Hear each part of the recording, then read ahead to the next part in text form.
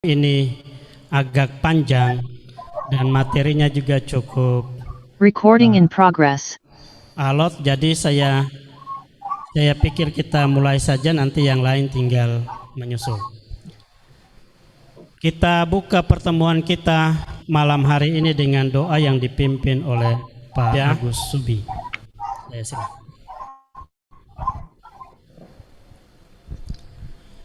Romo dan Bapak Ibu yang terkasih, mari kita buka pertemuan kita secara daring ini dengan berdoa bersama. Dalam nama Bapa dan Putra dan Roh Kudus. Amin. Dikasihilah hati kudus Yesus di seluruh dunia, selam dan selama-lamanya. Carilah Tuhan, maka kamu akan hidup. Bapa yang penuh belas kasih, kami bersyukur kepadamu karena pada malam hari ini kami sebagian umat-Mu di wilayah Pantura ini boleh berjumpa meskipun secara daring untuk bersama-sama mempersiapkan Bulan Kitab Suci Nasional 2022. Kiranya Engkau berkenan hadir di tengah-tengah kami, menemani, memberkati dan menerangi kami, khususnya para narasumber yang akan membimbing kami dan kami semua para peserta.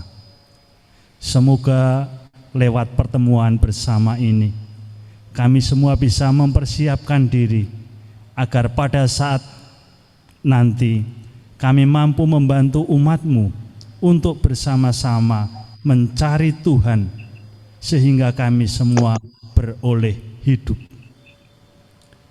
Semua doa ini kami haturkan kepadamu dengan perantaraan Yesus Kristus Tuhan dan Juru Selamat kami, kini dan sepanjang segala masa. Amin.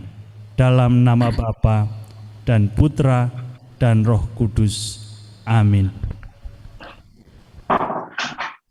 Terima kasih Pak Agus. Bapak Ibu, saudara-saudari yang terkasih, para romo, sebentar lagi kita akan memasuki bulan Kitab Suci Nasional, dan setelah mendapatkan sosialisasi bulan Kitab Suci Nasional tahun ini di Purwokerto, saya berpikir bahwa karena kita tidak punya cukup waktu untuk bertemu dan berbincang secara langsung, maka atas persetujuan dari Dekanat Utara, kita melakukan sosialisasi Bulan Kitab Suci Nasional tahun 2022 ini dengan online atau daring.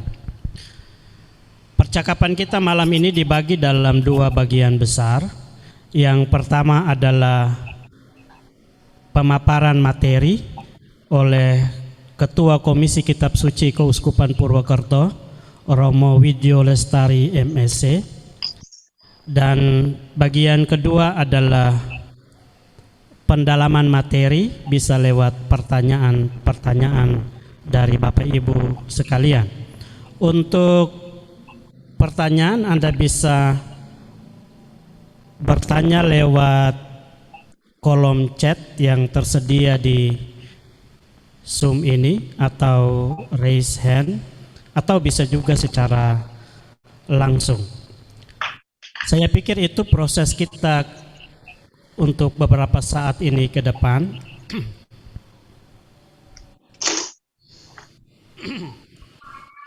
Kita langsung aja ke pemaparan materi oleh Romo Widyo Lestari MSc. Untuk Romo Widyo saya persilahkan.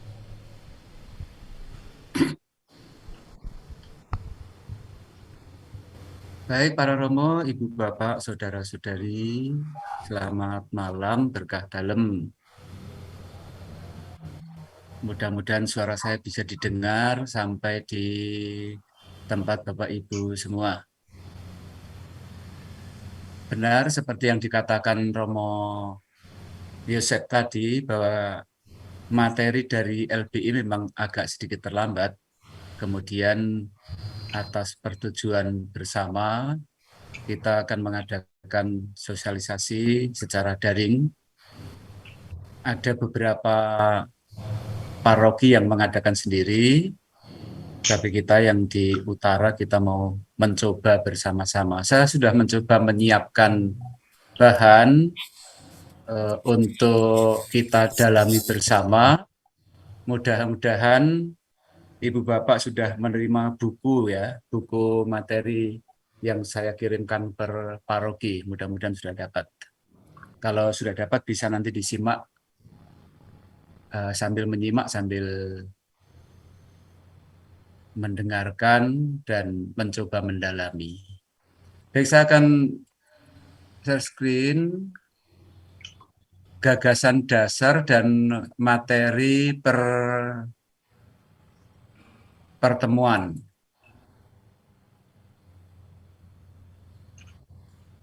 Apakah sudah bisa dilihat?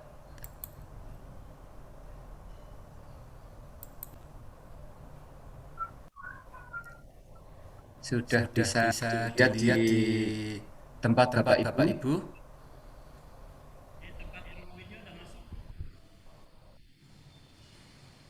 Di layar saya di sini sudah bisa ditampilkan apa Romo Widyo?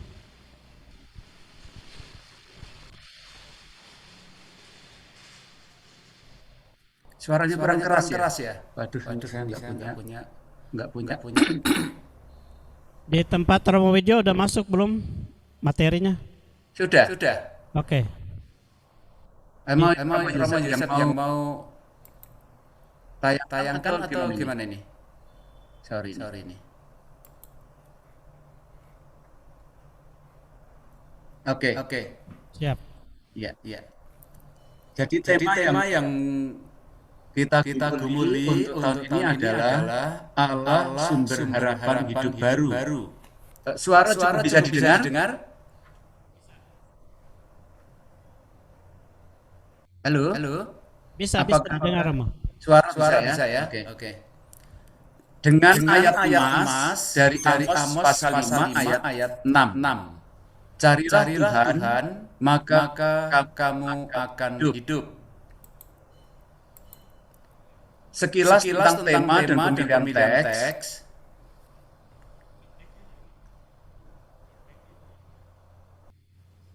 Gagasan dasar yang pertama adalah Allah sumber harapan hidup baru. Kita memasuki hidup baru sesudah pandemi COVID-19.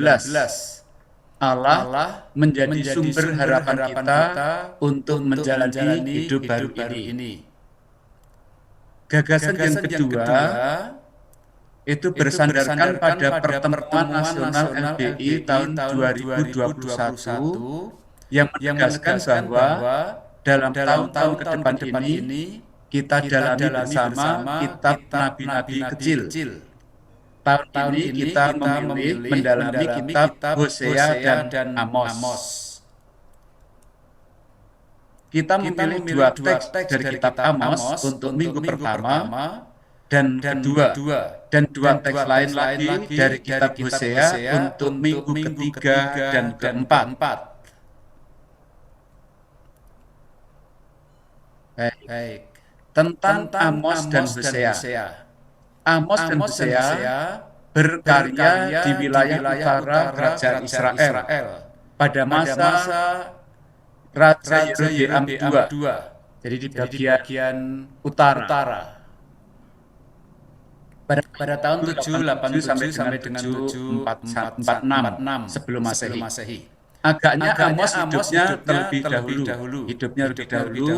Meninggal, sedangkan Hosea terus berkarya hingga jatuhnya kerajaan tersebut pada tahun 721 sebelum Masehi. Pemerintahan Raja Rehabeam II cukup lama, 41 tahun, dan ditandai dengan menurunnya kekuatan kerajaan di sekitarnya. Maka kerajaan utara bisa meluaskan kerajaannya hingga ke utara, daerah Hamat di bagian atas yang warnanya yang di atas warna merah muda, warna pink. Pada saat yang sama kerajaan Yehuda juga meluaskan kerajaannya sampai ke Laut Araba, daerah Filistia dan sekitarnya. Sayangnya, sesudah kematian Rehabeam, kerajaan ini tidak lagi solid karena terjadi perebutan kekuasaan. Pada tahun 721, kerajaan ini runtuh. Raja terakhirnya adalah Hosea. Yang kedua, situasi sosial dan religius. Dalam bidang ekonomi, di bawah Rehabeam, kerajaan itu menikmati kemakmuran dan kesejahteraan. Sayangnya tetap ada ketimpangan sosial karena kemakmuran itu hanya dinikmati kaum elit saja. Jadi nanti kita akan menjumpai di sana istilah-istilah emas, istana gading dan sebagainya. Ini yang dikritik oleh Nabi Amos dalam Amos pasal 3 ayat 15 dan pasal 6 ayat 4. Disebut di sana istana dan tempat tidur dari gading dan sebagainya. Kemudian dalam bidang sosial terdapat ketidakadilan sosial. Putus ya?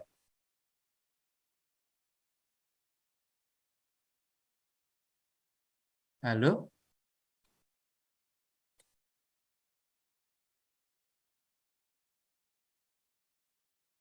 Halo?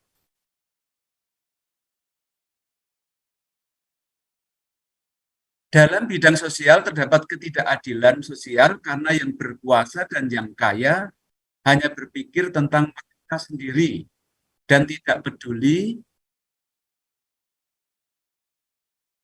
dengan masyarakat kecil. Ini juga dikritik oleh Amos.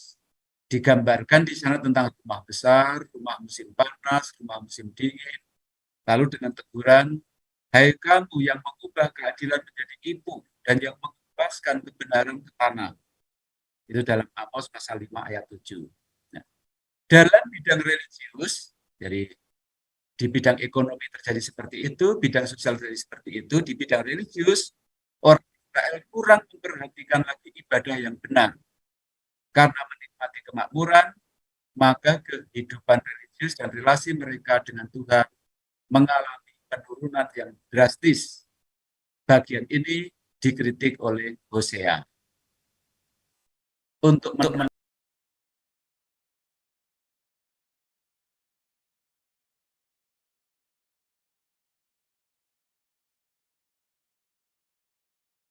menangkis mentalitas keagamaan palsu. Ini yang menjadi tema pertemuan pertama. Sebab beginilah firman Tuhan kepada kaum Israel, carilah aku, maka kamu akan hidup. Janganlah kamu mencari Betel, janganlah pergi ke Gilgal, dan janganlah menyeberang ke Berseba. Sebab Gilgal pasti masuk ke dalam pembuangan, dan Betel akan lenyap. Carilah Tuhan, maka kamu akan hidup, supaya jangan ia memasuki keturunan Yusuf bagaikan api yang memakannya habis, dengan tidak ada yang memadamkan bagi Betel. Nanti kita akan dalami apa maksudnya itu. Jangan mencari Betel, jangan pergi ke Gilgal, jangan menyeberang ke Berseba.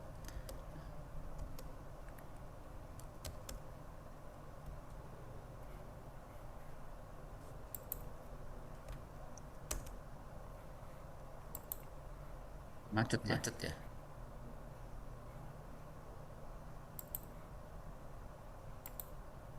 Carilah Tuhan dan jangan cari yang lain.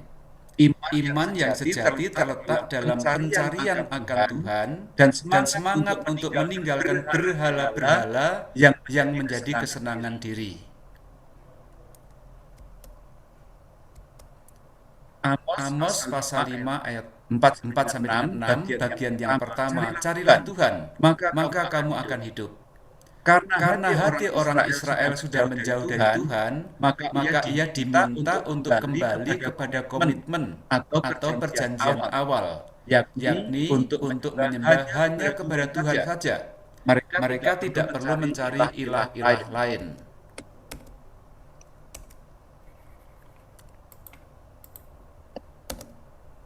dalam hubungan dengan penyebutan tempat-tempat itu, orang Israel diajak untuk mencari Tuhan. Tuhan mesti menjadi tujuan dari semua kunjungan ke tempat wisata rohani tersebut.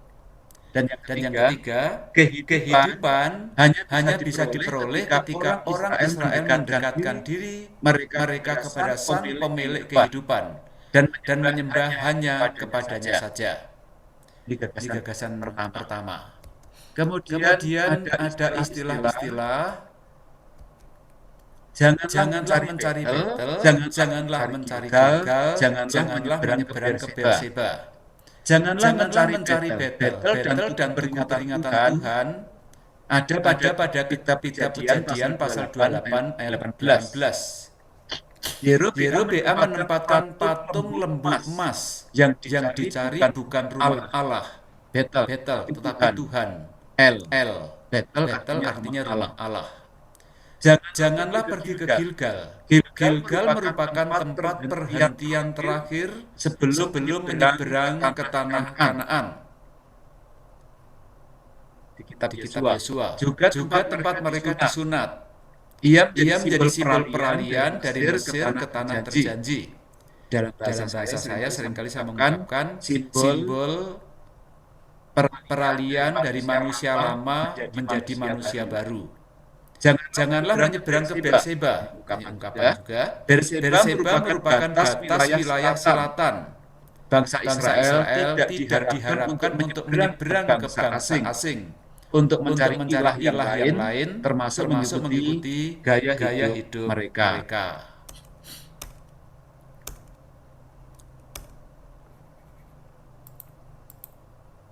Pelaksanaan hidup keagamaan ini benang merahnya dari 3 ungkapan itu. Pelaksanaan hidup keagamaan yang sejati adalah yang mencari Tuhan. Ia tidak fokus pada tempat tertentu atau pada kultus tertentu, melainkan pada pencarian Tuhan dan sabdanya. Bukan tempat, bukan ritual, tapi proses pencarian Tuhan dan sabdanya. Allah sumber harapan untuk melawan ketidakadilan ini bagian yang kedua, gagasan dasar dulu. Carilah yang baik dan janganlah yang jahat, supaya kamu hidup. Dengan demikian, Tuhan Allah semesta alam akan menyertai kamu seperti yang kamu katakan. Bencilah yang jahat dan cintailah yang baik, dan tegakkanlah keadilan di pintu gerbang. Mungkin Tuhan Allah semesta alam akan mengasihani sisa-sisa keturunan Yusuf. Sesungguhnya beginilah firman Tuhan, Allah semesta alam Tuhanku. Di segala tanah lapang akan ada ratapan, dan di segala lorong orang akan berkata, Wahai, petani dipanggil untuk berkabung, dan orang-orang yang pandai meratap untuk mengadakan ratapan. Dan di segala kebun anggur akan ada ratapan apabila aku berjalan dari tengah-tengahmu, firman Tuhan. Ini teksnya. Teks untuk minggu yang kedua. Ajaran sosial yang nyata dari Amos, carilah yang baik, cintailah yang jahat, jangan yang jahat, bahkan bencilah yang jahat, tegakkanlah keadilan. Nah, penjelasannya seperti apa?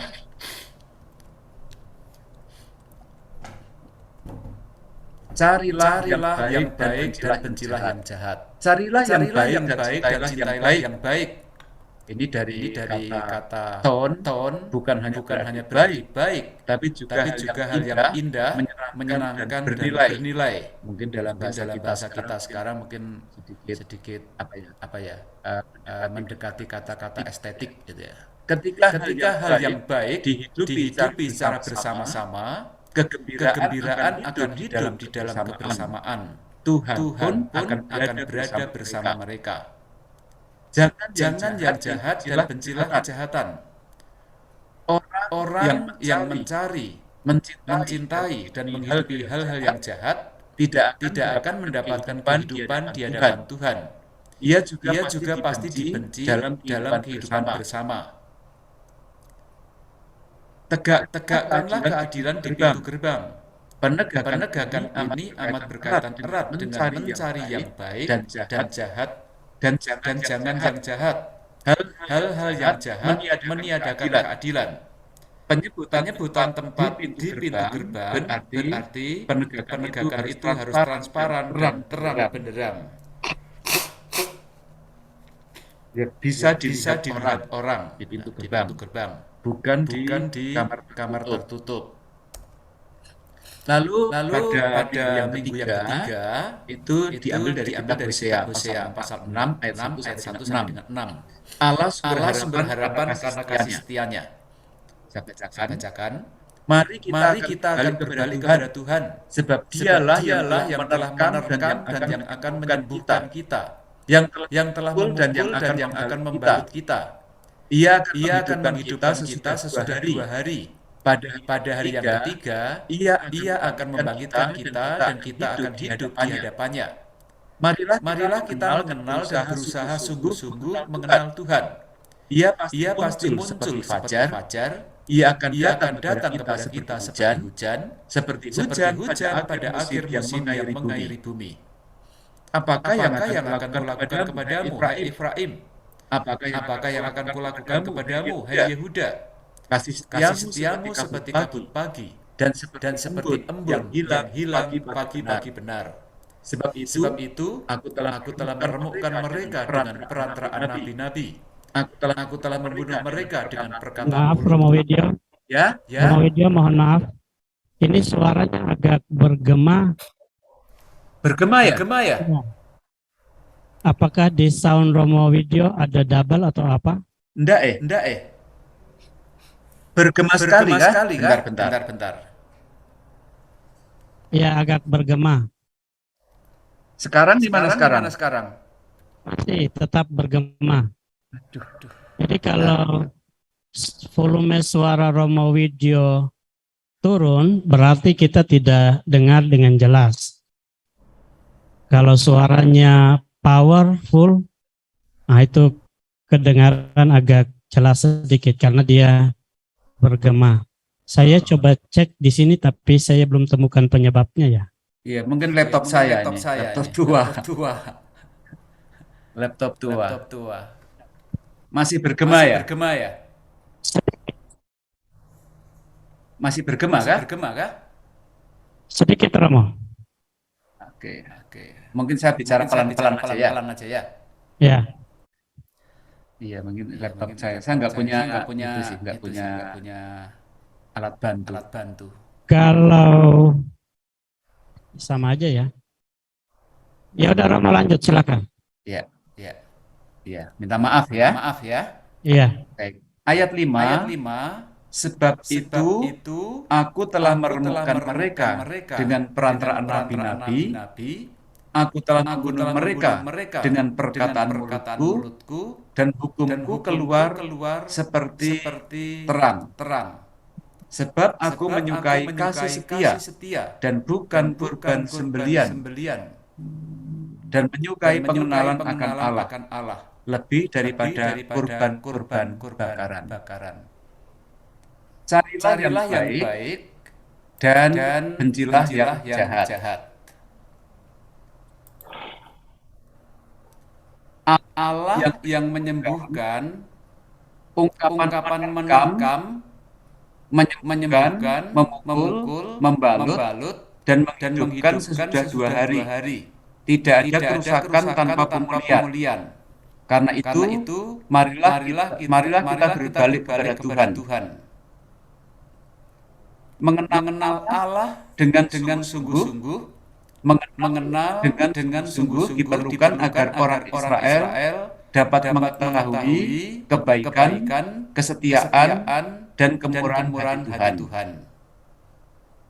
Kasih setia Tuhan bersifat kekal, yang diibaratkan dengan fajar menyingsing dan hujan yang mengairi bumi. Kesetiaan manusia ibarat embun yang hilang di saat matahari bersinar. Jadi ini kontrasnya.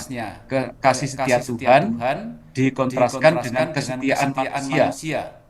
Yang dibutuhkan adalah pertobatan. Ayat 5 sengaja disisipkan tanpa munculnya pasangan pemulihan yang mengisyaratkan permintaan pertobatan. Korban bakaran bukanlah pertobatan, karena pertobatan itu ada dalam hati yang mengasihi.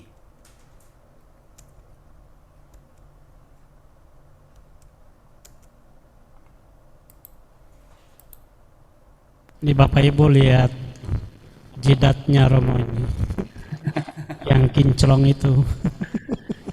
Lalu minggu yang keempat ini perikop yang paling panjang dari kitab Hosea pasal 11 ayat 1 sampai dengan 11. Bapak Ibu bisa menyimak dari buku yang sudah dibagikan. Ketika Israel masih muda, kukasih dia, dan dari Mesir kupanggil anakku. Itu makin kupanggil mereka, makin pergi mereka dari hadapanku. Mereka mempersembahkan kurban kepada para Baal dan membakar kurban kepada patung-patung. Padahal akulah yang mengajar Efraim berjalan dan mengangkat mereka di tanganku. Tetapi mereka tidak mau insaf bahwa aku menyembuhkan mereka dan seterusnya. Nanti bisa dibaca sendiri. Cukup panjang. Lalu saya akan singkat saja dari ayat 1 sampai dengan ayat 3 itu memunculkan kenangan awal, yaitu Lalu ayat 4 sampai dengan ayat 1 sampai dengan 4 memunculkan kenangan awal. 5, 6, 7 mereka harus kembali ke tanah Mesir dan seterusnya. Itu adalah dosa Israel, dikatakan di sini. Mereka harus kembali ke tanah Mesir. Asyur akan menjadi raja mereka, sebab mereka menolak untuk bertobat. Padang akan mengamuk di kota-kota mereka, memusnahkan palang-palang pintu dan seterusnya. Lalu ayat 8 dan 9, masakan aku membiarkan wahai Efraim dan seterusnya. Itu status dan identitas Tuhan. Hatiku berbalik dalam diriku, belas kasihku bangkit serentak. Tentang belas kasih Allah. Lalu 10 dan 11, cara Tuhan menyadarkan umat. Mereka akan mengikuti Tuhan. Ia akan mengaum seperti singa. Sungguh ia akan mengaum, maka anak-anak akan datang dengan gemetar dan dari barat. Dari cara Tuhan menyadarkan umat Israel, menurut kitab Hosea, itu dilambangkan dengan singa yang mengaum. Jadi pada tahun 2021, pertemuan nasional LPI, temanya adalah singa yang mengaum. Jadi diangkat di sini. Baik, ini penjelasannya atau benang merahnya.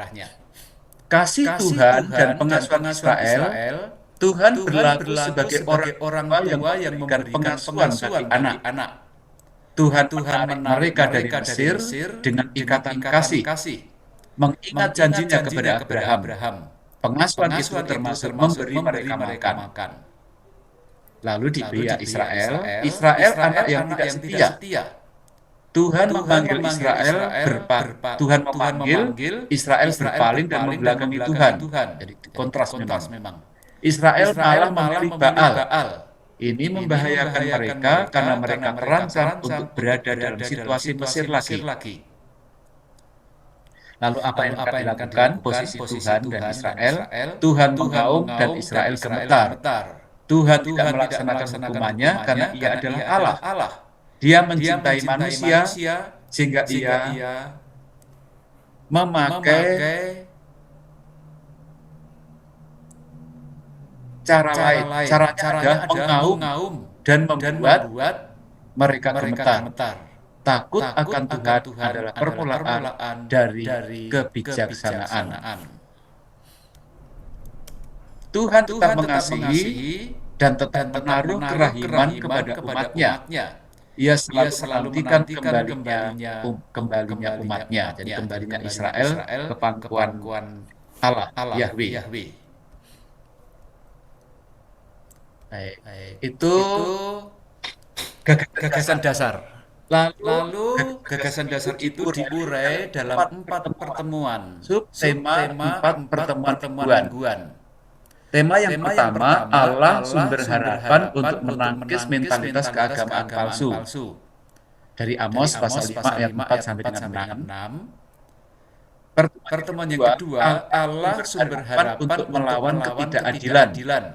Amos pasal 5 ayat 14 sampai dengan 17. Allah sumber harapan. Yang ketiga, Allah sumber harapan karena kasih setianya.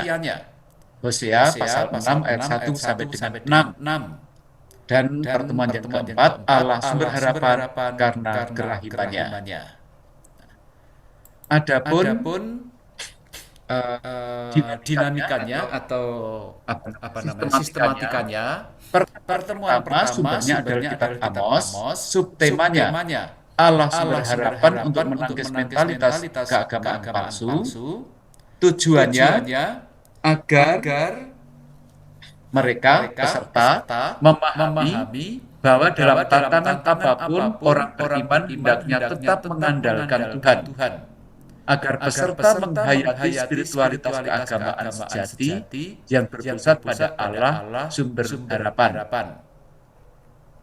Kemudian latar belakangnya mentalitas keagamaan palsu Israel yang tidak mencari Tuhan karena kemakmuran tadi itu, melainkan mencari ilah palsu di Betel, Gilgal, dan Berseba.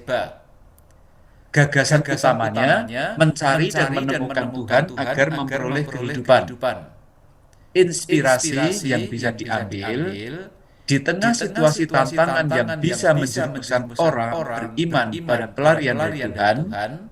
Amos mengingatkan untuk tetap mencari dan menemukan Tuhan agar memperoleh kehidupan. Nah, dan situasi kita itu tentang COVID nanti kita dalami. Kemudian pertemuan yang kedua, sumbernya Amos pasal 5 ayat 14 sampai dengan 17. Subtemanya Allah sumber harapan untuk melawan ketidakadilan.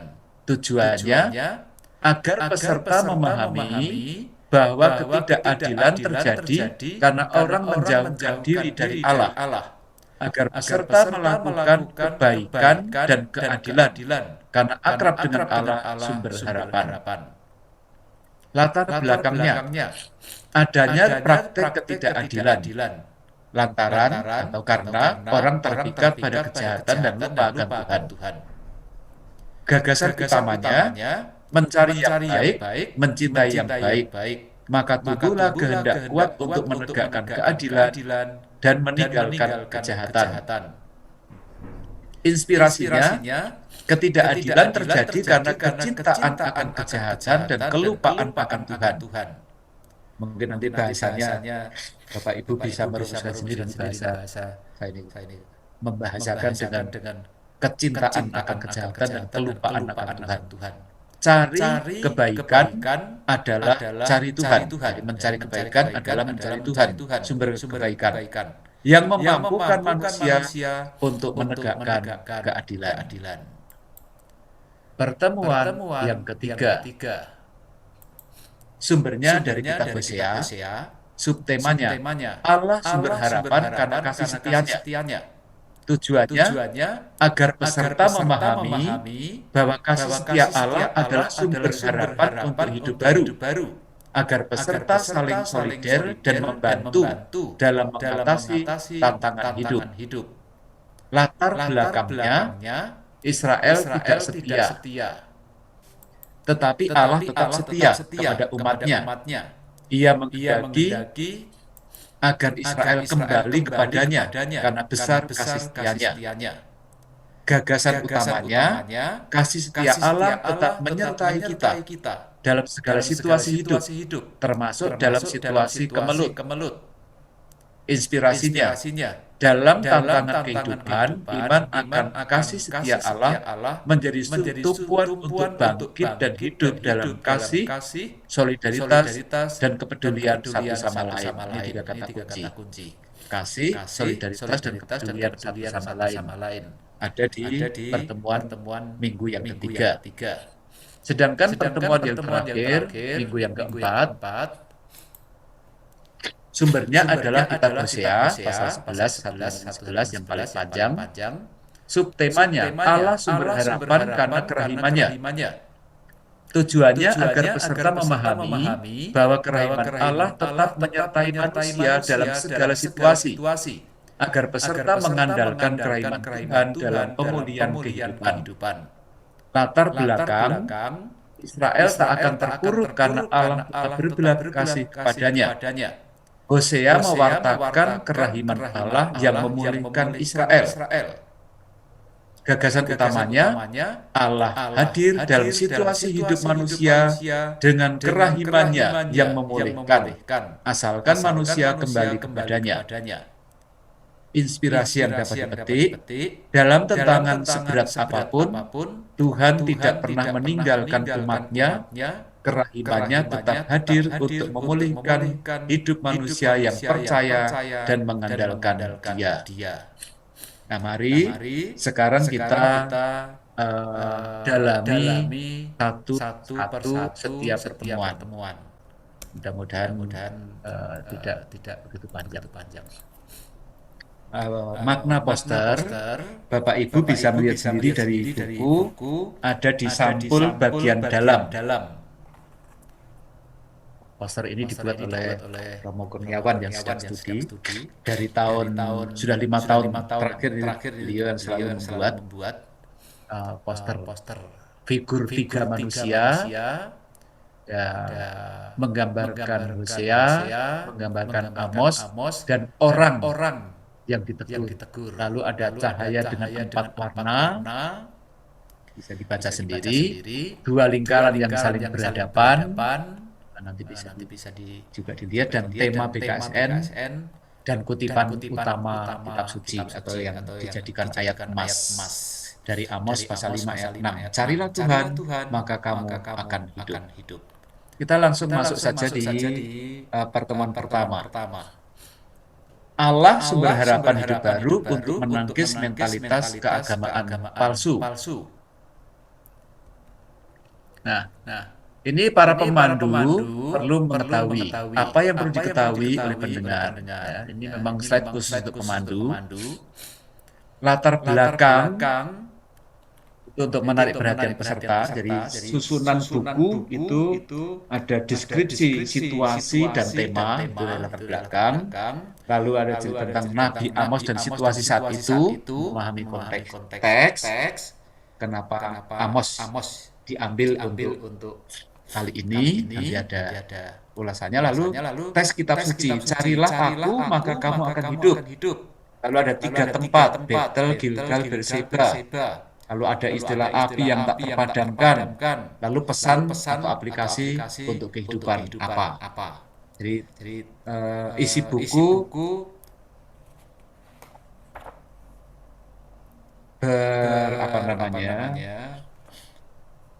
di sekitar gagasan-gagasan ini. Jadi ada latar belakang, lalu ada Nabi Amos, nanti ada Nabi Hosea, lalu teks kitab suci yang mau didalami, lalu akhir dengan pesan.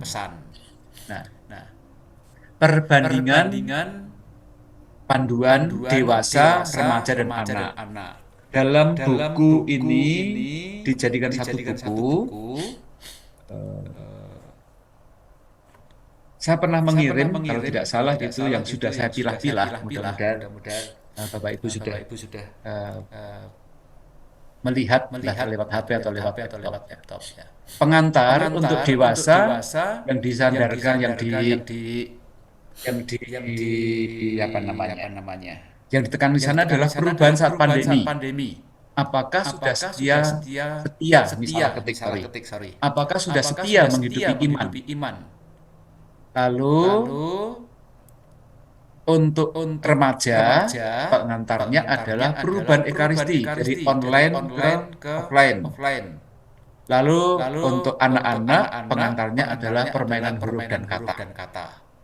Lalu pokok untuk dewasa sama dengan gagasan pendukung, remaja juga sama dengan gagasan pendukung. Untuk anak-anak, 3 tempat ajakan mencari Tuhan. Ini hanya dewasa, remaja, dan anak. Untuk OMK, Komisi Kepemudaan sedang menyusun, nanti akan ada bahan tersendiri.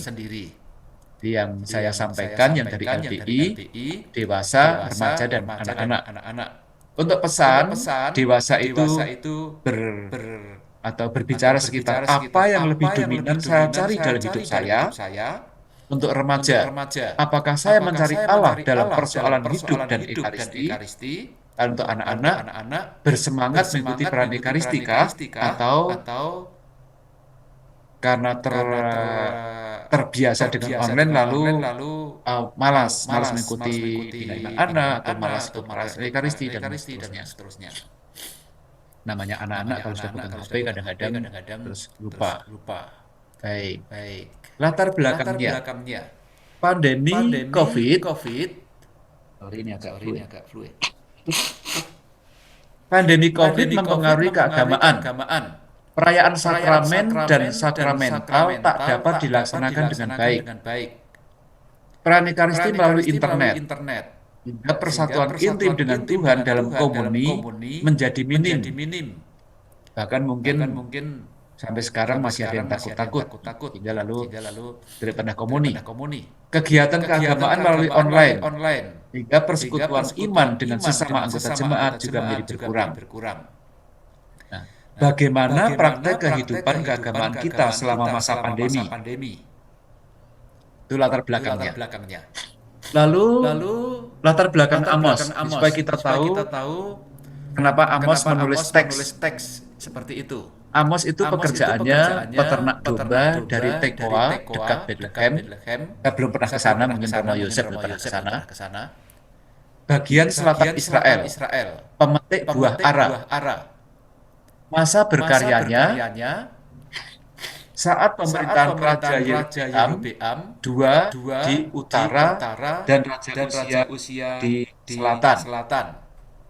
Israel maju dan makmur. Gaya hidupnya yang muncul karena ada kemakmuran, ada kemajuan, yaitu konsumerisme, ketidakadilan sosial, kemerosotan moral, hidup keagamaan palsu, rajin beribadah namun tidak sungguh-sungguh mencari Tuhan. Ibadah menjadi hanya ritual seremonial, ritus-ritus seremoni. Pesan yang dibawa Nabi Amos membela hak orang-orang kecil serta nubuat keruntuhan dan kehancuran Israel. Itu Nabi Amos. Oh ya, masih ada satu gaya hidup yang muncul itu, yang paling pokok yang kelihatan adalah hidup keagamaan hanya menjadi ritual seremonial. Amos 5 ayat 4 sampai dengan 6. Sebab beginilah firman Tuhan kepada kaum Israel. Ini bisa dibaca sendiri dan seterusnya. Nah, pembahasan teks kitab suci. Carilah aku. Aku di sini adalah Tuhan. Ada dua hal, yaitu undangan untuk menyembah hanya kepada Tuhan. Dan kedua, mengapa seperti itu? Saat itu orang Israel sedang tidak setia pada janji mereka sendiri. Maka dibutuhkan pertobatan. Yang kedua, mencari Tuhan berarti mencari apa yang dikehendakinya. Bukan mencari tempat. Nah, nanti kita lihat itu kenapa muncul nama-nama tempat itu. Lalu carilah aku. Jadi gagasan yang pertama kita ulang, carilah aku. Undang untuk menyembah Allah.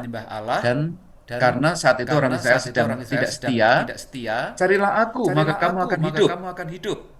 Kata kamu akan hidup, kehidupan merupakan buah dari pencarian akan Tuhan. Tuhan adalah sumber kehidupan. Carilah. Janganlah kamu mencari Betel. Janganlah pergi ke Gilgal. Betel itu letaknya di sini. Gilgal itu dekat dengan Laut Mati. Janganlah menyeberang ke Berseba. Maksudnya apa? Janganlah kamu mencari Betel. Betel dulunya adalah rumah Allah. Sesudah Israel mengalami kemakmuran, kerajaan utara itu kemakmuran, di situ didirikan patung anak lembu emas. Dulu tempat mempersembahkan kurban, sekarang atau setelah Israel makmur, kerajaan utara makmur, menjadi tempat penyembahan berhala. dulu merupakan tempat kebaktian masyarakat kerajaan utara. Pergi ke Gilgal, jadi yang tadi itu Betel, sebelum kemakmuran dan sesudah kemakmuran. Lalu Gilgal, sebelumnya mengingatkan peralihan dari Mesir masuk ke tanah perjanjian dan tempat Israel bersunat. Tanda perjanjian dengan Allah adalah sunat orang-orang Yahudi. Sesudah mengalami kemakmuran, Gilgal juga menjadi tempat penyembahan berhala. Orang Israel yang berpuasa membawa kurban bakaran tetapi menindas. Maka akan muncul di sana, aku tidak menghendaki kurban bakaran dan kurban persembahan, hati yang remuk redam takkan kutolak. Lalu yang ketiga mengenai tempat, janganlah menyeberang ke Berseba. Berseba adalah tempat di bagian paling selatan, penanda wilayah Israel. Abraham dan Ishak pernah tinggal di situ. Yakub mempersembahkan kurban juga di situ. Artinya apa? Artinya bangsa Israel diharapkan tidak menyeberang kepada bangsa asing, yaitu tidak mencari ilah lain, juga tidak mengikuti gaya hidup mereka, dan diminta untuk tetap setia pada Tuhan dan mengikuti perintahnya. Tuh, jadi ada ungkapan, jangan mencari Betel, jangan pergi ke Gilgal, jangan menyeberang ke Berseba. Baik.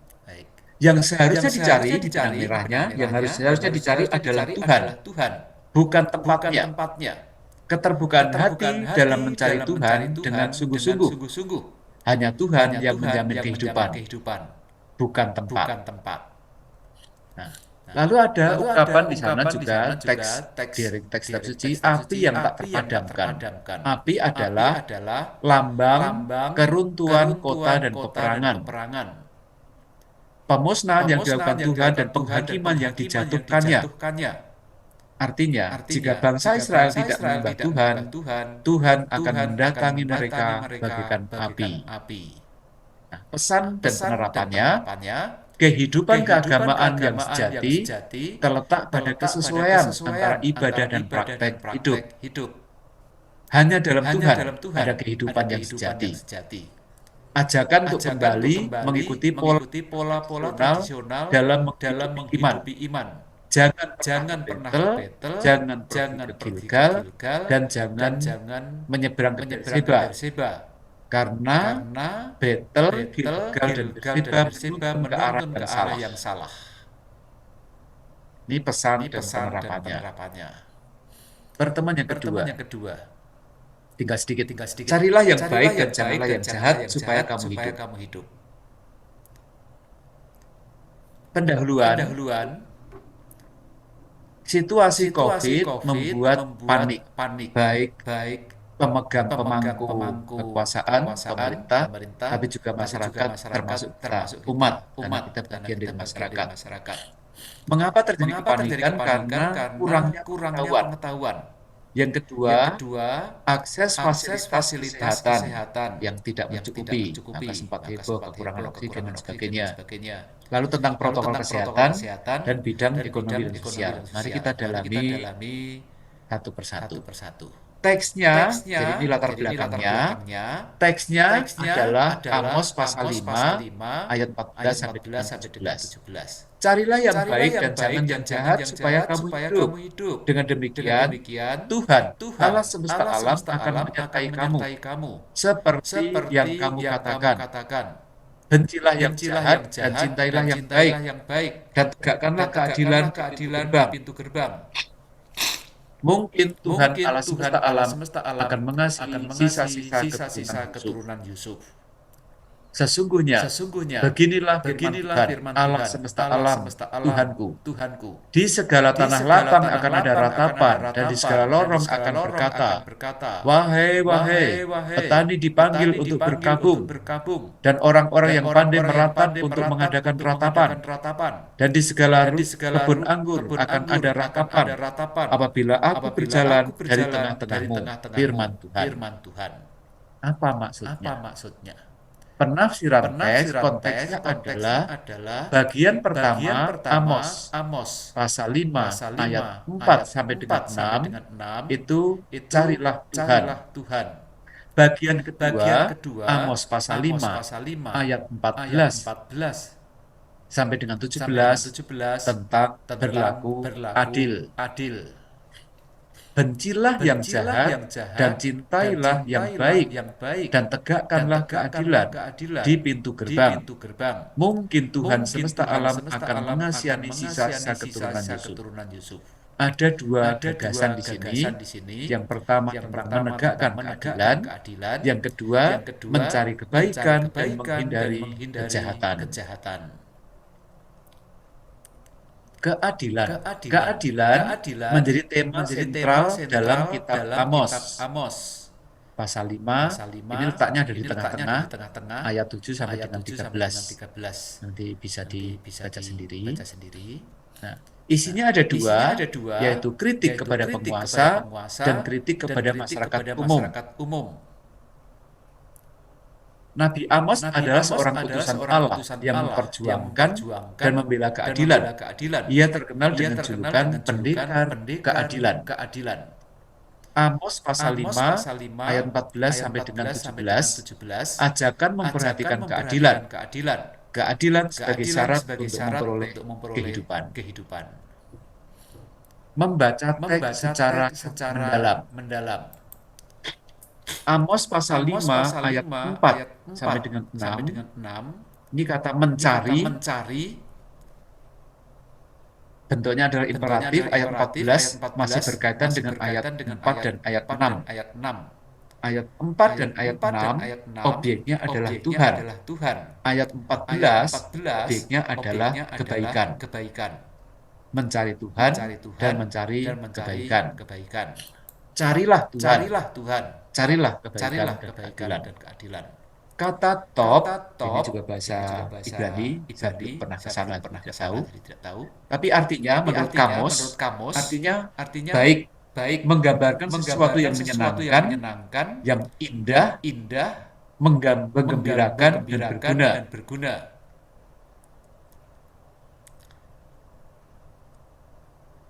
Sesuatu yang menyenangkan, indah, menggembirakan dan berguna, baik bagi Tuhan maupun bagi sesama, yang namanya kebaikan. Baik adalah kebahagiaan, baik adalah kebahagiaan plus kegembiraan sama dengan berharga dan bernilai. Kebahagiaan dan kegembiraan karena berharga dan bernilai, maka perlu dicintai. Kata sane yang berarti membenci juga mengungkapkan perasaan berjarak atau penolakan. Ini kebaikan dengan top tadi. Berjarak atau penolakan terhadap hal atau orang agar relasi dengannya tidak terbangun. Amos pasal 5 ayat 15 menggunakan kata ini untuk mengungkapkan bencilah yang jahat, carilah yang baik, bencilah yang jahat. Menegakkan keadilan di pintu gerbang. Pintu gerbang itu tidak ada yang menutupi. Itu artinya mencari yang baik dan membenci yang jahat harus transparan, kelihatan, dilihat oleh banyak orang. Pesan dan penerapannya, keadilan, yang pertama adalah keadilan, yang kedua tentang ketidakadilan, situasi COVID-19 dan kesenjangan yang terjadi. Sorry ini. Nah, pertanyaan pendalamannya, mulai pertemuan yang kedua itu ada pertanyaan pendalaman. Apakah kita tetap berlaku adil dan benar terhadap sesama selama masa pandemi? Yang kedua, ketika menemui ketidakadilan, apa usaha kita untuk melawan ketidakadilan tersebut? Yang ketiga, apa yang dapat kita buat dan kita lakukan untuk meningkatkan solidaritas dengan sesama yang amat terdampak oleh situasi pandemi COVID-19 ini? Dan yang keempat, bagaimana kita dapat menjembatani kesenjangan sosial di dalam lingkungan kita. Nah, kalau diterapkan di tingkat yang lebih konkret, Gereja Kuspan Purwokerto, entah itu paroki, wilayah lingkungan dan umat beriman yang hadir dan mampu memberikan harapan kepada umat Katolik yang mengalami ketidakadilan. Apa yang dapat dilakukan untuk memberikan harapan kepada umat yang sedang mengalami ketidakadilan, entah itu berupa kunjungan dan sebagainya. Ini bisa menjadi bahan perbincangan dalam pertemuan. Kerangka dan alurnya, supaya kita memahami Allah sumber harapan untuk mengalami ketidakadilan. Lalu ini umat ini bisa kita kita konkretkan di lingkungan kita masing-masing atau kelompok kategorial, mempunyai mempunyai tugas untuk menyuarakan suara kenabian, yaitu kritik kepada penguasa dan kritik kepada masyarakat, seperti yang Amos lakukan. Kepada penguasa agar menegakkan keadilan, kepada masyarakat atau umat lingkungan atau kelompok kategorial mencari keadilan dan menghindari kejahatan. Kitab yang saya kutip, tetapi biarlah keadilan digulung-gulung seperti air dan kebenaran seperti sungai yang selalu mengalir. Mudah-mudahan bisa dipahami alurnya. Baik. Pertemuan yang ketiga dengan subtema Allah sumber harapan hidup baru karena kasih setianya. Allah sumber harapan karena kasih setianya. Ayat emasnya ini Ibu Bapak lingkungan dan kelompok kategorial setelah mendalami bisa menjadi ayat emas sendiri. Saya mencoba mengenalkan ayat emas. Marilah kita mengenal dan berusaha sungguh-sungguh mengenal Tuhan. Pendahuluan. Virus corona dan dampak bagi umat manusia.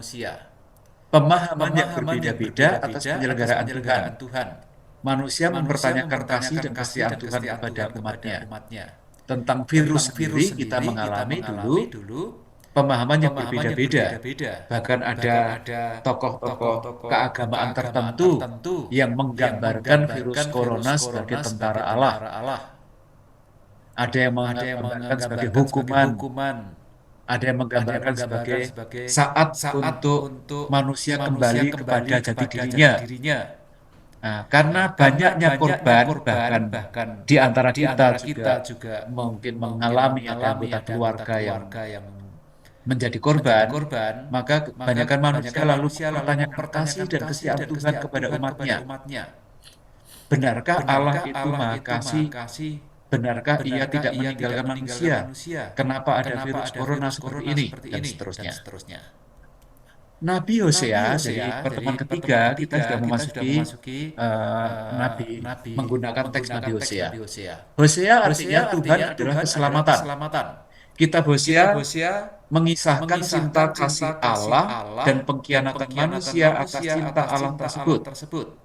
Perkawinan sendiri dengan seorang pelacur bernama Gomer merupakan simbol dari upaya Tuhan memanggil kembali Israel yang tidak setia. Ketidaksetiaan manusia dilambangkan seperti Gomer yang sering berpaling dan tidak setia terhadap Hosea suaminya.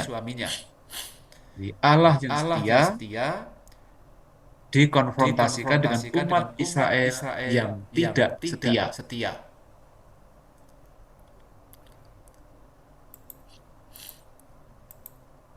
Hosea sendiri mempunyai tiga anak yang masing-masing mempunyai arti.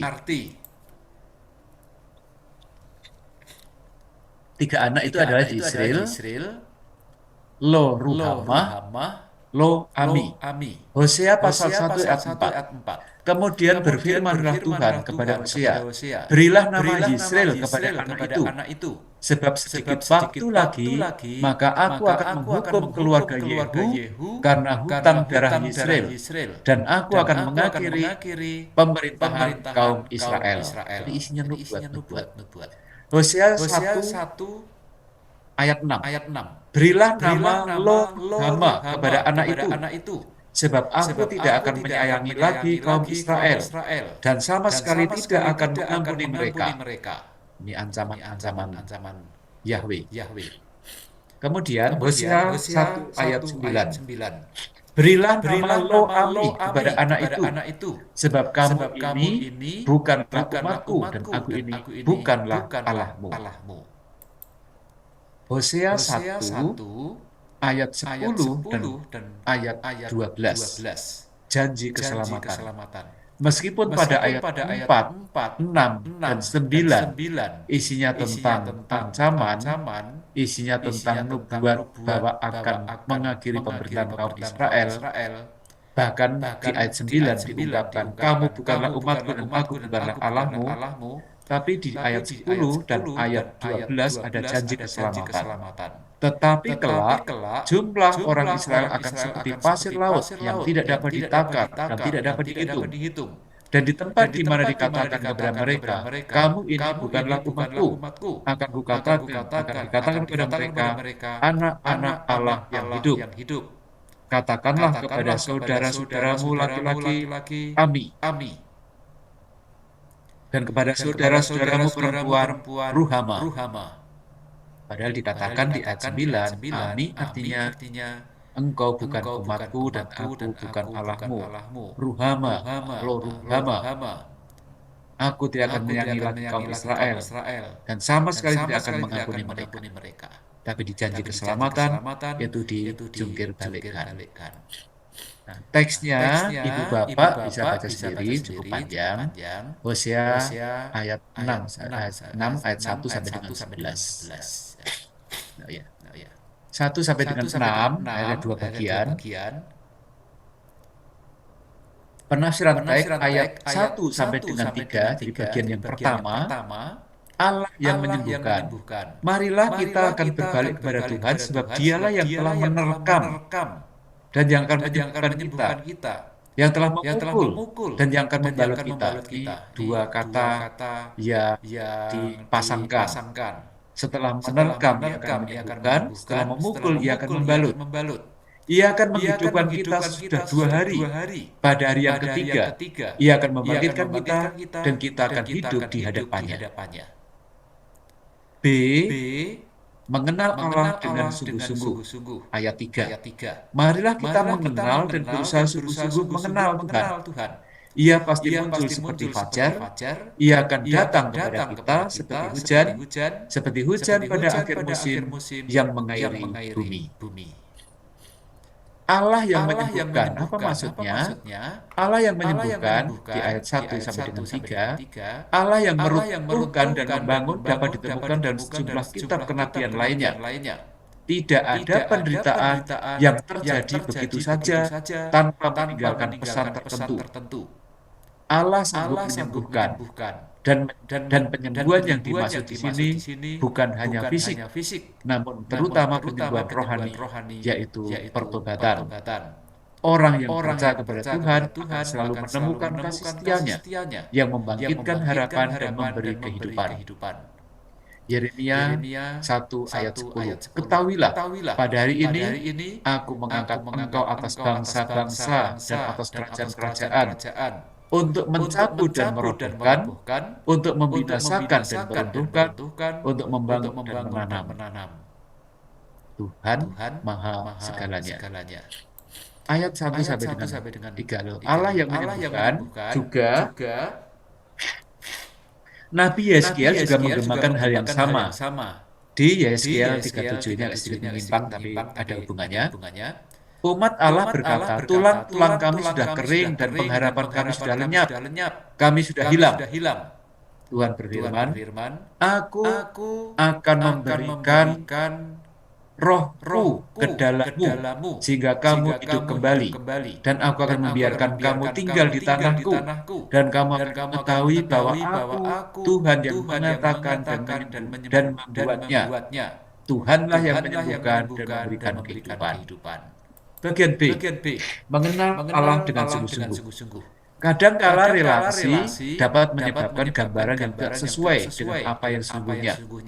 Itulah sebabnya Hosea mengajak orang Israel untuk mengenal Tuhan dengan sungguh-sungguh, agar orang Israel memiliki gambaran yang utuh tentang Allah. Salah satu sikap dasar Allah adalah kasih setianya yang tetap terhadap umatnya seperti fajar yang pasti muncul dan hujan yang turun ke bumi memberi kehidupan.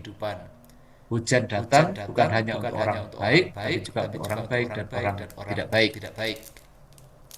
Hosea ayat 3. Marilah kita mengenal dan berusaha sungguh-sungguh mengenal Tuhan. Ia pasti muncul seperti fajar, akan datang kepada kita seperti hujan pada akhir musim yang mengairi bumi. Lalu bagian B, yang kedua, mengenal Allah dengan sungguh-sungguh. Dalam kisah Ayub, orang-orang mempertanyakan kebaikan Tuhan. Ayub pun bertanya, mengapa Tuhan memberinya penderitaan, padahal dia hidup saleh. Tuhan akhirnya memberi Ayub pengertian dan Ayub mengakui bahwa ia tidak mengenal Tuhan dengan sungguh-sungguh. Ayub pasal 4 ayat 23. Penderitaan diizinkan terjadi untuk mendewasakan iman manusia kepada Tuhan. Manusia harus berusaha mengenal Allah dengan sungguh-sungguh. Allah sumber harapan karena kasih setianya. Penafsiran teks. Hosea tadi di bagian pertama ayat 1 sampai dengan 3, sekarang di ayat 4 sampai dengan 6. Kasih setia Tuhan. Apakah yang akan kulakukan kepadamu, hai Efraim? Seterusnya. Bapak Ibu bisa baca sendiri nanti. Marilah kita mengenal dan berusaha sungguh-sungguh mengenal Tuhan. Ia pasti muncul seperti fajar, ia akan datang kepada kita seperti hujan pada akhir musim yang mengairi bumi. Apakah yang akan kulakukan kepadamu, hai Efraim? Apakah yang akan kulakukan kepadamu, hai Yehuda? Kasih setiamu seperti kabut pagi, dan seperti embun yang hilang pagi-pagi benar. Kasih setia manusia itu seperti kabut pagi, begitu kena matahari, langsung hilang. Seperti embun yang hilang pagi-pagi benar. Kasih setia Tuhan seperti fajar, seperti hujan.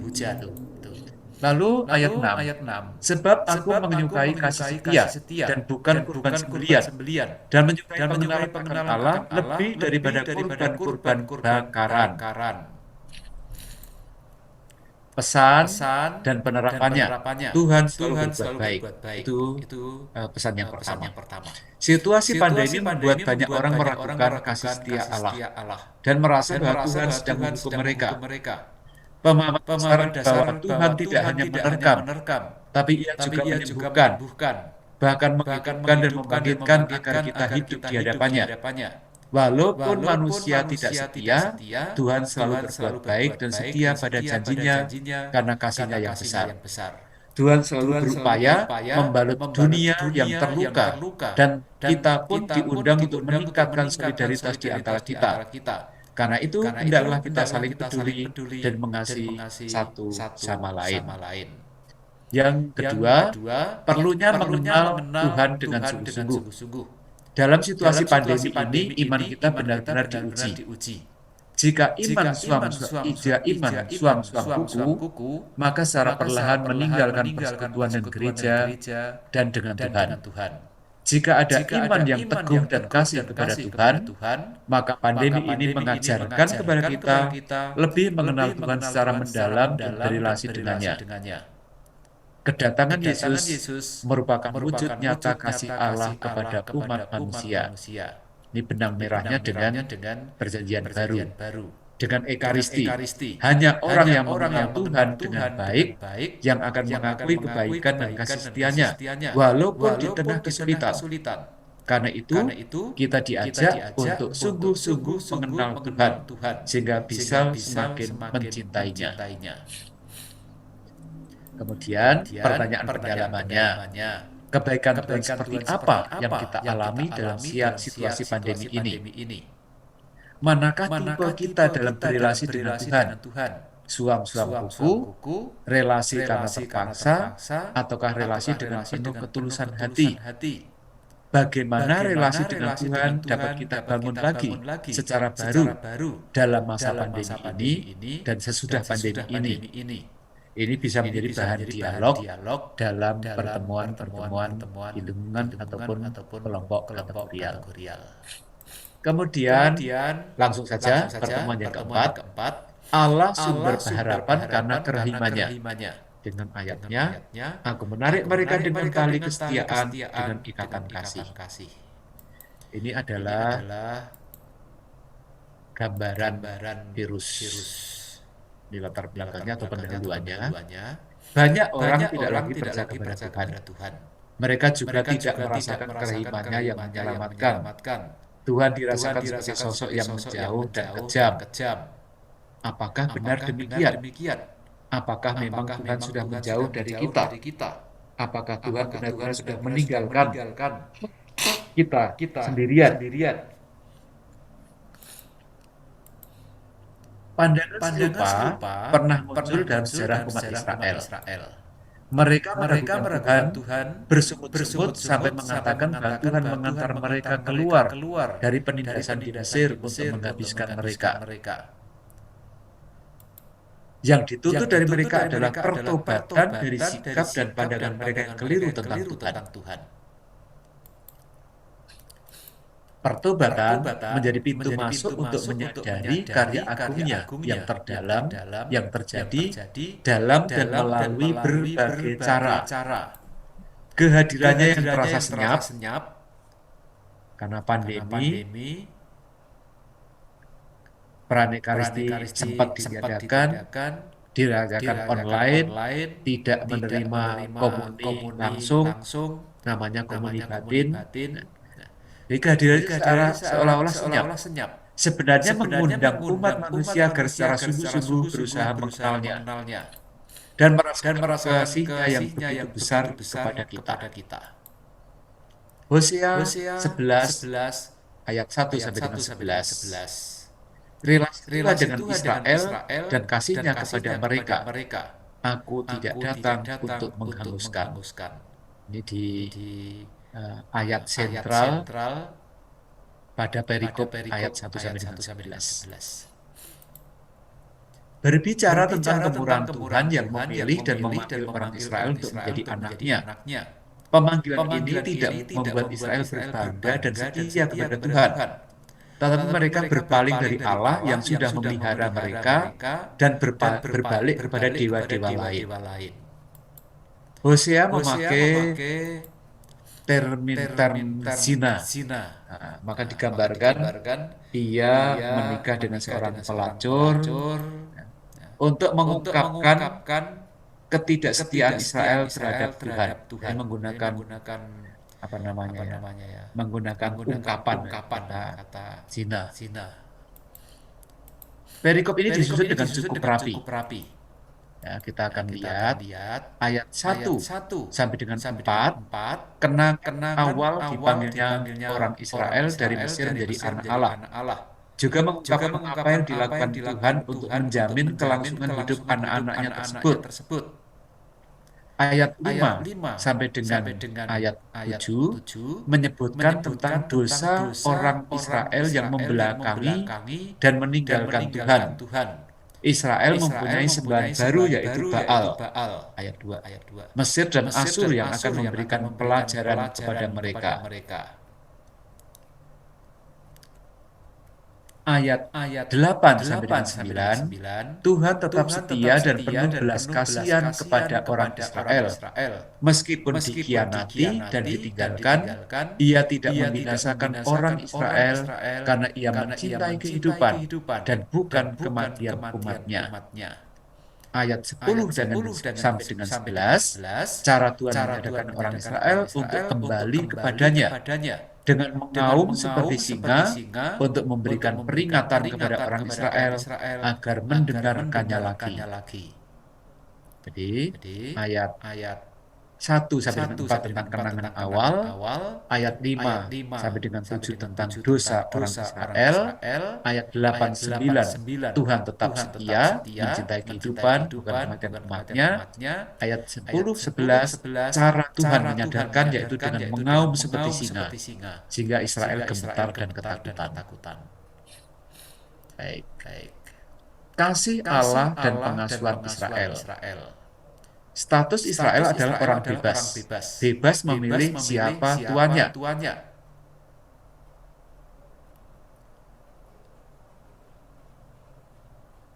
Allah mengasihi Israel di ayat 1, lalu Allah menarik mereka dengan kasih. Pengadopsian Israel oleh Tuhan agar mereka menjadi anaknya karena kasihnya. Tuhan mendengarkan jeritan minta tolong Israel dan mengutus umat Musa untuk menyelamatkan mereka. Kitab Keluaran.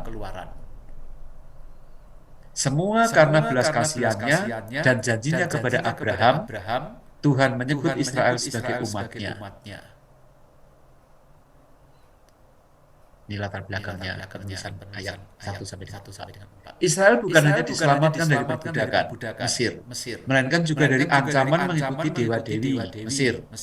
Tuhan mengajar mereka berjalan, mengangkat mereka dari kejatuhan, dan menyembuhkan mereka dari luka.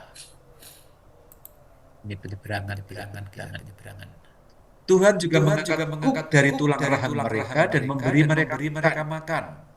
Tuhan mengarahkan jalan mereka di padang gurun kepada pertemuan di Sinai untuk mengikat mereka dengan tali kasih, 10 perintah Allah, dalam sebuah perjanjian dan seterusnya menuju tanah perjanjian.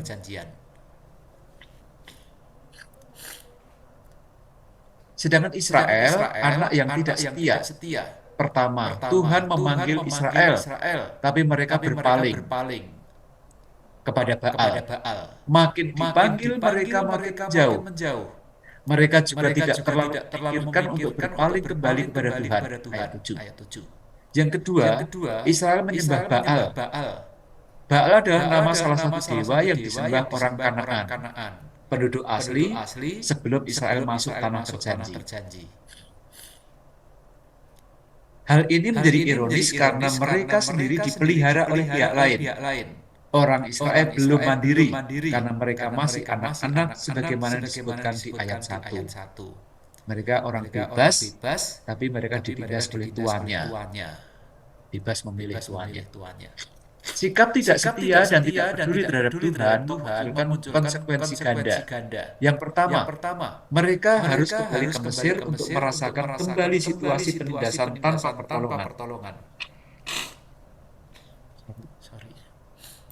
Kedua, mereka akan jatuh ke tangan penguasa lain. Penguasa ini akan mendatangi mereka dengan pedang, menyerang, dan mematikan mereka. Israel akan mengalami perbudakan baru di tanah mereka sendiri. Jadi, kembali ke Mesir bukan berarti kembali ke tanah Mesir, tapi situasi seperti di Mesir. Karena mereka akan menjadi budak di tanah mereka sendiri. Allah dan kebaikannya, jadi tadi itu Israel, anak yang tidak setia, sekarang Allah dan kebaikannya. Dua alasan utama mengapa Tuhan tidak menghukum Israel. Pertama, Allah bukanlah manusia. Aku ini Allah dan bukan manusia. Kedua, Tuhan berada di tengah-tengah umatnya. Aku ini Allah dan bukan manusia yang kudus di tengah-tengahmu. Cara Allah menuntun dengan sabar, menarik dengan kasih, berjalan bersama mereka. Kalau kita sinkronkan dengan hasil sinode, berjalan bersama menuju kepada kekudusan. Baik.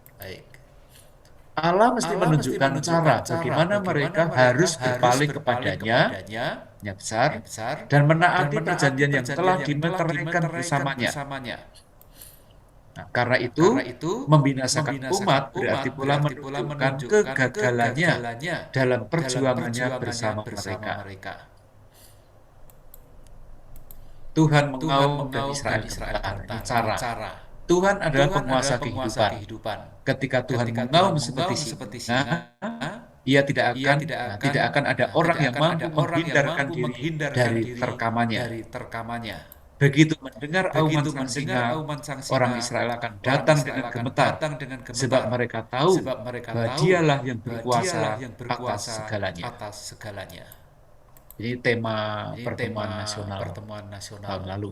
Gambaran kegentaran orang Israel terhadap kedatangan Tuhan ini memunculkan kembali kenangan akan penampakan Tuhan atau Tefani di Gunung Sinai. Allah yang turun menjumpai umatnya, hadir dalam suara yang menggelegar dan menakutkan dalam kitab Keluaran.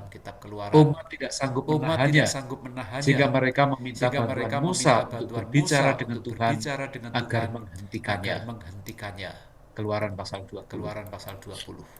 Auman Tuhan mengejutkan kegarangan orang Israel. Mereka datang sambil gemetar dari berbagai tempat ke hadapan Tuhan. Ia tidak pernah meninggalkan umatnya. Ia selalu berusaha menarik mereka dengan tali kesetiaan dan memberikan pelindungan yang sesungguhnya bagi mereka. Pesan dan harapan. Dalam Hosea pasal 11 ayat 1 sampai dengan 11, kita belajar tentang sikap Israel yang tidak peduli terhadap Tuhan, yang memelihara mereka dengan berbagai cara. Hanya dengan auman seperti auman singa, mereka menjadi gemetar dan sujud kembali kepadanya. Tuhan tetap memelihara setiap orang yang percaya dan berharap kepadanya. Dalam hening, Tuhan juga berjuang, yang disebut dengan hadir dalam senyap. Tuhan juga berjuang agar orang hanya berharap kepadanya dan tidak berpaling kepada yang lain. Pertobatan akan membantu setiap orang untuk bertumbuh dan berkembang dengan baik, bahkan lebih baik. Semakin seseorang mendekati Tuhan, semakin ia diperkaya dan diperkuat dalam kehidupannya, sehingga kelak akan menemukan kebahagiaan di surga. Selama masa pandemi, kehidupan iman kita digoncang. Seruan Amos, ini benang merahnya dengan bagian pertama dari pertemuan pertama. Seruan Amos pasal 5 ayat 4 sampai dengan 6 sebanyak 2 kali membantu melihat dan mengevaluasi kehidupan iman kita dan relasi kita dengannya, dengan Tuhan. Wabah COVID menimbulkan ketidakadilan, sehingga rentan dalam relasi sosial antara sesama, bahkan relasi dengan Tuhan sendiri. Hidup baru dalam merajanya keadilan dan bertumbuhnya kebaikan. Selama pandemi, Allah nampak diam dan tak berkuasa. Nabi Hosea meminta Israel setia kepada Tuhan karena ia menuntun mereka pada keselamatan. Hidup yang baru dipenuhi kasih satu dengan yang lain karena setiap pribadi dikasihinya. Keraiman Allah seperti hilang dan tak dirasakan selama pandemi. Hosea menyatakan bahwa ia menarik kita dengan tali kesetiaan menuju kebebasan sejati dan kembali masuk dalam perlindungannya. Demikian yang dapat saya sampaikan, Romo Cecep, para Romo, Ibu Bapak, Saudara-saudari sekalian. Lebih dan kurangnya mohon maaf kalau ada hambatan-hambatan tadi selama presentasi. Terima kasih. Baik, terima kasih Romo Widjo untuk pemaparannya. Mohon maaf Bapak Ibu, saudara-saudari, mungkin ada gangguan teknis sedikit sehingga kita mesti break tadi untuk memperbaikinya.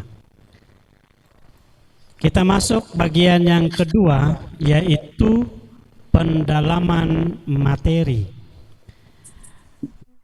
Saya coba tanya tadi di ruang sama teman-teman di ruang chat, ternyata belum ada yang raise hand atau bertanya di chat. Bagi Bapak Ibu yang mau bertanya, saya silahkan langsung ke Romo Widjo. Dari studio mini Slawi ada? Kalau saya bisa jawab, saya jawab. Kalau tidak bisa, jadikan PR bersama. Tapi suara sudah cukup bisa ya? Nah, ini suaranya jadi bagus ini. Oh ya. Karena tadi jasa. Iya. Ada pertanyaan?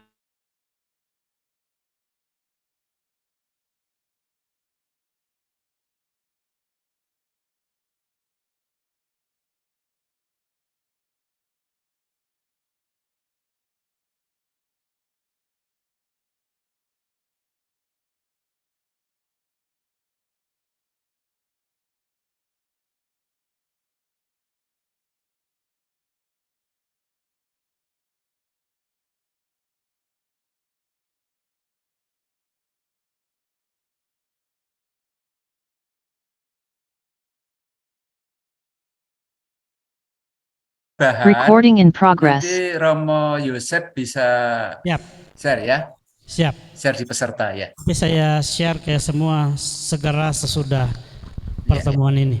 Mau yang per pertemuan juga ada, mau Ya. yang satu rangkaian juga ada. Nanti Ya. saya kirim ke Romo Yosep atau Ya, siap. Silakan dari Wiradesa, Bapak. Ya, selamat malam. Silakan. Selamat malam, Romo. malam. Saya Titus dari Stasi Wiradesa, Paroki Pekalongan. Mau menanyakan, kalau tidak salah itu pada pertemuan yang pertama, lambang api.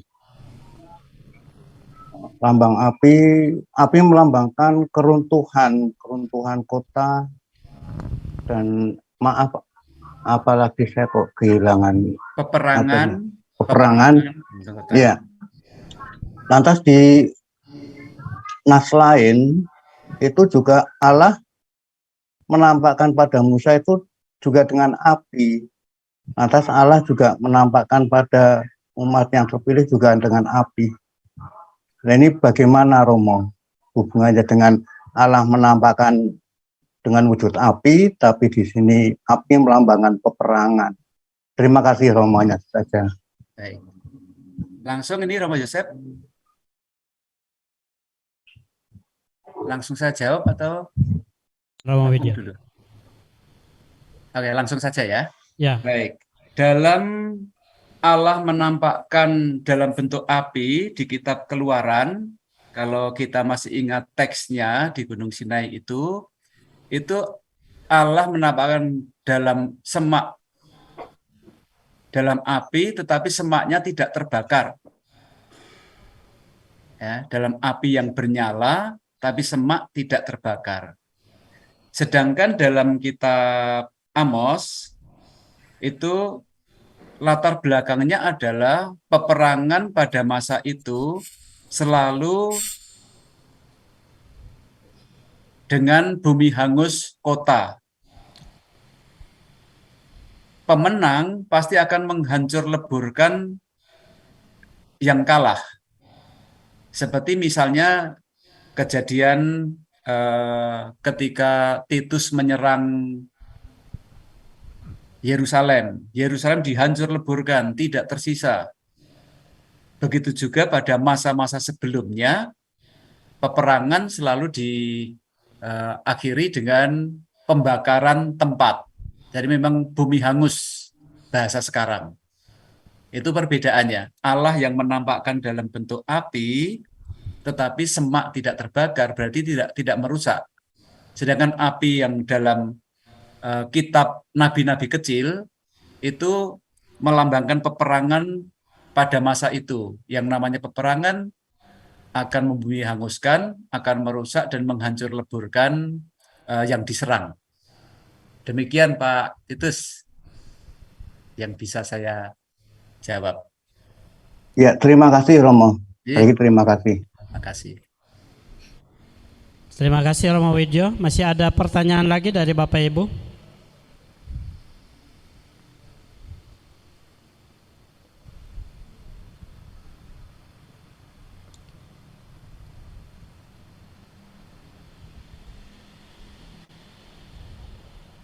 Oh iya, saya tambahkan sedikit. Ya. Di bagian akhir itu ada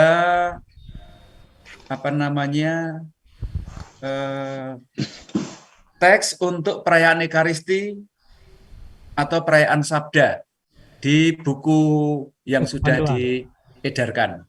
Nih, Ini. iya. Jadi Tapi Dor, Silakan paroki masing-masing bisa mempersiapkan untuk pembukaan bulan kitab suci. Oke. Makasih, masih ada lagi? Bapak Ibu? Para Romo mungkin ada yang mau bertanya, mendalami Atau menambahkan, atau menolong saya menambahkan, ya. memperjelas.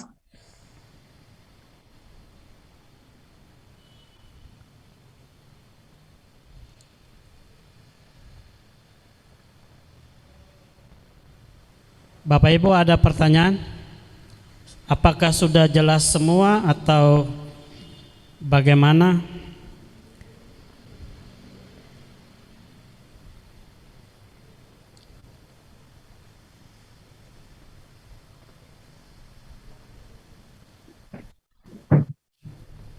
Sudah tidak ada lagi? Cukup? Coba buka itu. Tanya Romo. Malam. Selamat malam Romo. Selamat malam, silakan. Dari Pekalongan. Melihat alur tadi yang bagi kami kaum awan lumayan rumit. Kami ingin mengerti saja sebenarnya alur dari BKSN berkaitan dengan tema tujuan goal yang akan dicapai untuk umat apa. Sehingga nanti alur dari pertemuan 1 sampai dengan 4, pemandu bisa nyambungkan di pertemuan paroki masing-masing. Jadi goalnya apa? Urutan secara ringkas mungkin, karena kami kaum awal tadi melihat apa Romo, waduh itu kelas operator kayaknya. Terima kasih. Iya. Baik Pak Bianto, saya langsung jawab ya. Yes. Jadi kalau kita lihat tema-tema ada di bagian, mungkin saya munculkan lagi ya, di bagian awal. Saya munculkan lagi saja. Ada di sini. Ada di awal. Tunggu.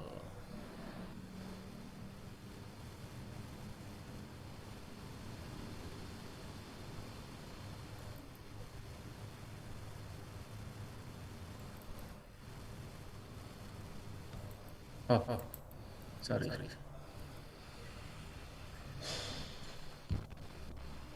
Saya berhenti dulu ya.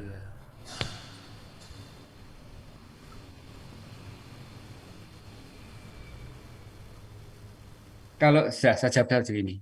Jadi tema pertama itu tentang harapan untuk menangkis mentalitas keagamaan palsu. Jadi perayaan Ekaristi bukan hanya sekedar ritual, seremonial, tetapi harus menjadi sarana untuk bertemu dengan Tuhan. Yang kedua, Allah sumber harapan untuk melawan ketidakadilan. Masa pandemi juga memunculkan ketidakadilan, di mana program-program pemerintah juga tidak merata. Nah, Allah sumber harapan untuk melawan ketidakadilan, keadilan yang paling utama datangnya dari Allah sendiri. Jadi kita diminta untuk, atau umat atau peserta diminta untuk kiblatnya Allah, mengandalkan Allah bukan mengandalkan manusia. Kemudian pertemuan yang ketiga, sumber harapan, Allah sumber harapan karena kasih setianya. Meskipun kita berkali-kali tidak setia, Allah tetap setia. Maka jangan kita menyerah dengan kelemahan pribadi, jangan menyerah dengan kejatuhan, keterpelesetan, karena Allah tetap setia. Ia tidak meninggalkan kita berjuang sendirian. Yang keempat, Allah sumber harapan karena kerahimannya. Mengapa Allah tetap setia meskipun kita tidak setia? Karena Allah Maha Rahim. Maka tema sentral, tema besarnya tadi, carilah Allah, bencilah kejahatan. Itu benang merahnya, Pak. Jadi baik pertemuan pertama, kedua, ketiga, dan keempat muaranya adalah carilah Allah, bencilah kejahatan. Jangan pergi ke Gilgal, jangan pergi ke Betel, jangan menuju ke Berseba. Berseba itu batas Israel paling bawah, masuk ke batas ke bangsa asing. Jadi kalau udah tahu itu ada bahaya dosa, ya jangan pergi ke situ. Itu terjemahannya. Oke, gitu Pak. Nggih, Romo, Cukup matur nuwun membantu. sanget. Nggih. Bahasa sederhananya begitu. Terima kasih. Terima kasih Romo Widyo yang menanggapi pertanyaan Pak Bianto. Masih ada lagi pertanyaan dari para peserta Zoom meeting ini?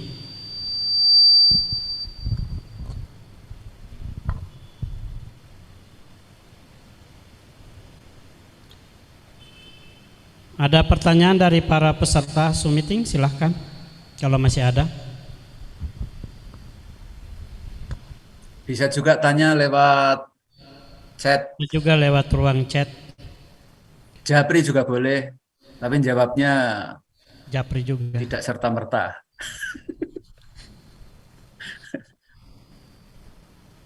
Masih ada? Kalau tidak ada,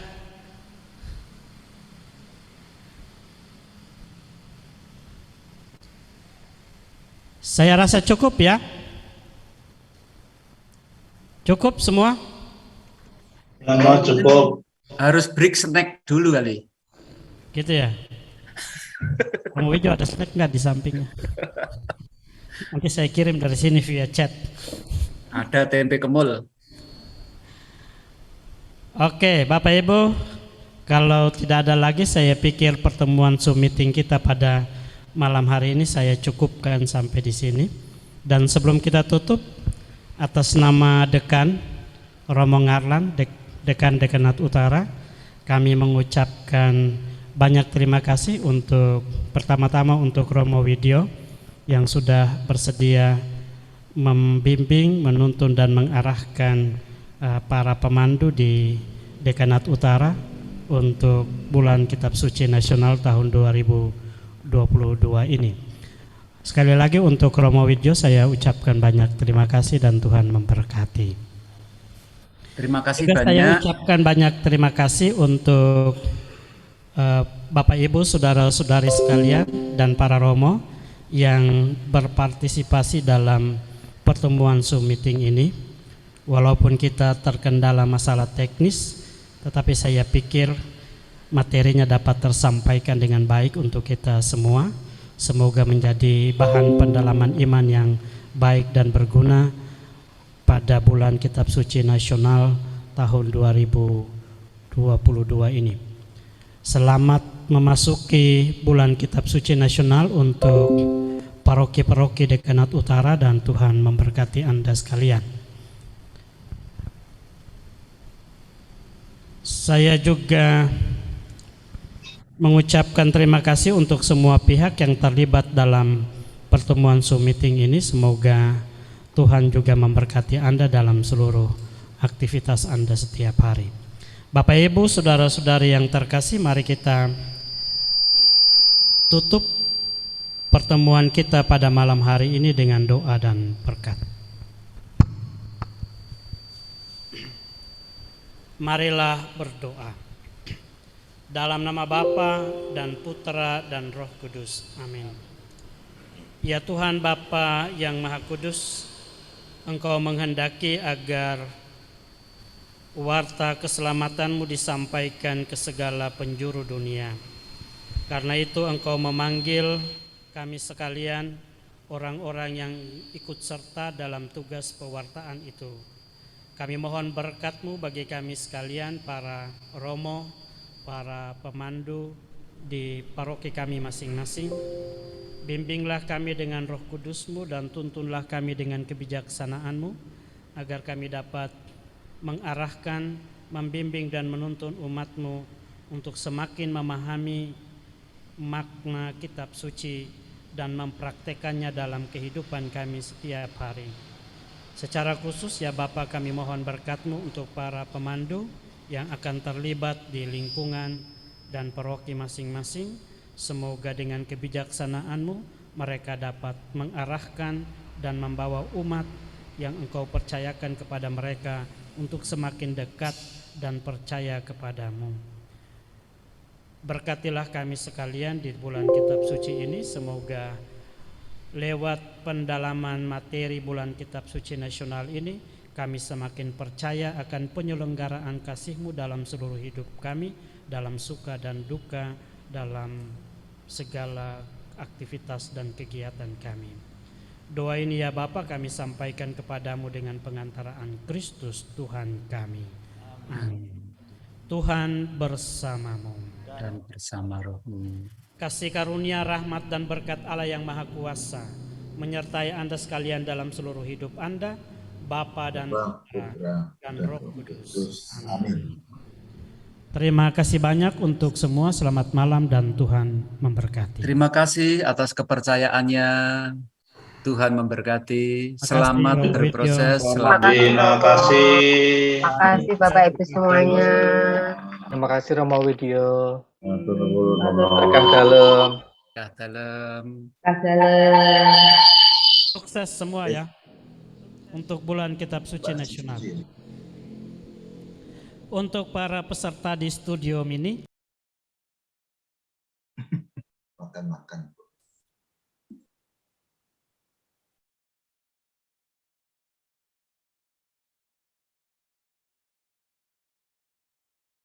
Recording